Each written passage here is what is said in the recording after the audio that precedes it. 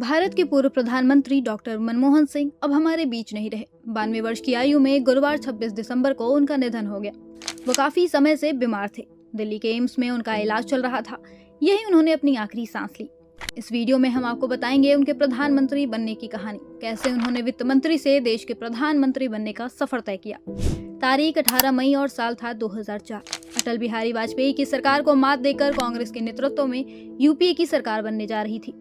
सोनिया गांधी का प्रधानमंत्री बनना तय माना जा रहा था। तभी 10 जनपद पहुंचे रामविलास पासवान को जानकारी मिली कि सोनिया पीएम नहीं बन रही हैं। उन्होंने खबर कंफर्म करने के लिए सोनिया गांधी के सलाहकार अहमद पटेल को फोन लगाया, तो वहां से भी कोई पॉजिटिव रिस्पांस नहीं मिला। रामविलास पासवान अपनी बायोग्राफी संघर्ष, साहस और संकल्प में कहते हैं, मैं जैसे ही 10 जनपद से बाहर निकला, ये खबर मीडिया में फ्लैश होने लगी। हम गठबंधन के लोग अचंभित थे कि अब कौन प्रधानमंत्री बनेगा, लेकिन जल्द ही कांग्रेस की तरफ से हमें इसको लेकर सूचित किया गया। जो नाम हमारे सामने आया वो काफी चौंकाने वाला था। वो नाम था मनमोहन सिंह का।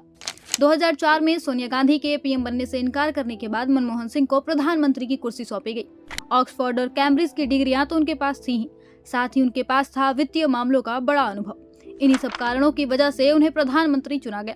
प्रणब मुखर्जी और अर्जुन सिंह जैसे दिग्गजों की दावेदारी के बीच सोनिया ने तब मनमोहन सिंह पर भरोसा किया और प्रधानमंत्री के रूप में अपने संपूर्ण कार्यकाल में उन्होंने इस भरोसे को कोई आंच नहीं आने दी।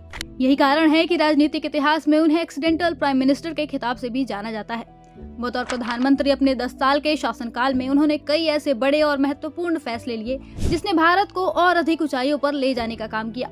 शिक्षा का अधिकार, सूचना का अधिकार, मनरेगा योजना समेत तमाम कई ऐसे बड़े फैसले हैं जो उन्होंने प्रधानमंत्री रहते हुए लिए।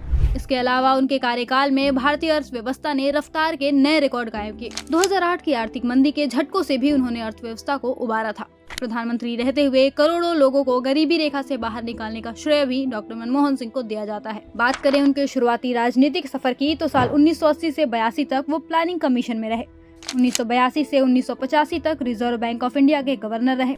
1991 में वे वित्त मंत्री बने। वित्त मंत्री के रूप में उनका ये कार्यकाल मील का पत्थर साबित हुआ। जब नरसिंह राव ने 1991 में प्रधानमंत्री पद की जिम्मेदारी संभाली, तब देश लगभग कंगाली के मुहाने पर था। भारत का अधिकांश सोना विदेश में गिरवी रखा जा चुका था और कर्ज का डिफॉल्टर बनने की नौबत थी। तब मनमोहन सिंह को भारत को आर्थिक संकट से निकालने का जिम्मा सौंपा गया। उनके कार्यकाल में उन्होंने ऐसे कई फैसले लिए जिससे भारत तेजी से बढ़ती अर्थव्यवस्था बन गया। उनके इस काम के लिए पूरी दुनिया में उनका नाम हुआ। प्रधानमंत्री रहते हुए मनमोहन सिंह को उनके राजनीतिक विरोधियों ने उन्हें कठपुतली और कमजोर बताकर जाने क्या क्या नाम दिए, लेकिन संयम का अनूठा उदाहरण पेश करते हुए मनमोहन सिंह ने इसका प्रतिवाद करने के बजाय अपने कामों से इसका जवाब दिया। इसका सबसे बड़ा उदाहरण था 2008 में अमेरिका के साथ परमाणु समझौते का उनका फैसला। जब वामपंथी दलों के समर्थन वापसी की धमकी और दबाव में न आते हुए उन्होंने इसे पूरा किया।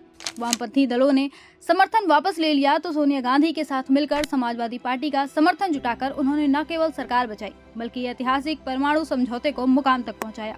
जटिल हालात में भी बेहतर नतीजे निकालने की उनकी क्षमता की कांग्रेस में अक्सर चर्चाएं होती थी। पूर्व राष्ट्रपति दिवंगत प्रणब मुखर्जी के साथ उनके रिश्ते भी बेहद खास थे। प्रधानमंत्री रहते हुए भी मनमोहन सिंह कई बार प्रणब मुखर्जी के गुस्से को काबू करने के लिए उन्हें सर कहकर बुलाते थे। उनके सर बोलते ही प्रणब बाबू नरम पड़ जाते थे और कहते थे कि आप देश के प्रधानमंत्री होकर मुझे सर क्यों कहते हैं।